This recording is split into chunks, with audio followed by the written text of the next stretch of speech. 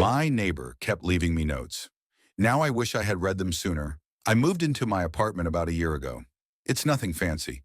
Just a small one-bedroom on the third floor of a pretty old building. The kind of place where you can hear everything. Footsteps in the hall, pipes groaning in the walls, muffled voices through the vents. The guy who lived next door to me was an older man named Mr. Solomon. He kept to himself, always wearing the same gray cardigan, always shuffling down the hall with his head down. I tried saying hi a few times, but he never really responded, just nodded and kept walking. Then the notes started appearing. They were small, folded pieces of paper, slipped under my door. No envelope, no explanation, just short, scribbled messages in shaky handwriting. The first one said, "Do not let it know you see it." I remember laughing, thinking it was some weird old man paranoia, maybe dementia. I tossed it in the trash and didn't think about it again, until I got another one. "It watches you when you sleep." Okay, creepy, but still I figured it was just harmless nonsense. Maybe Mr. Solomon had been watching too many horror movies. I ignored that one too. Then came the third note. "Check your closet. Do it now." That one got to me. I actually did get up and check, half expecting to find something horrible. But there was nothing.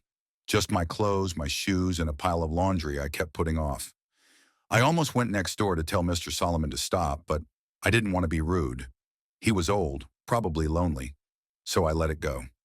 Then 3 nights ago, I woke up to the sound of scratching. It was soft, rhythmic, coming from inside my closet.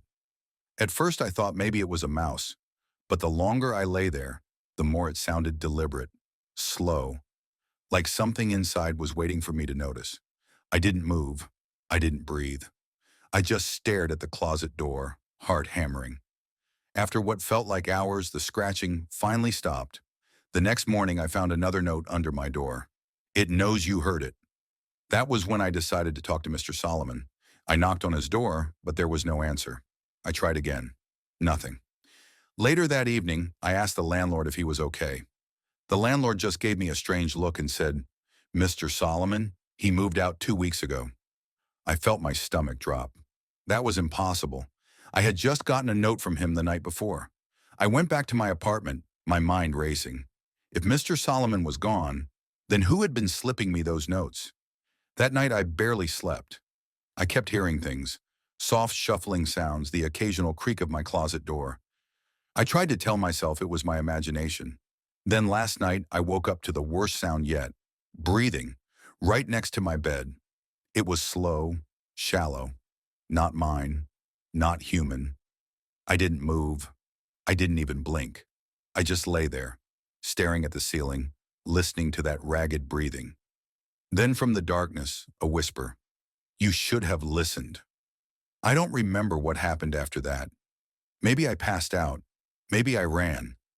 All I know is, when I woke up this morning, my closet door was wide open, and there was one last note on my nightstand. "It likes you now." I'm writing this from my car. I don't think I'm going back inside.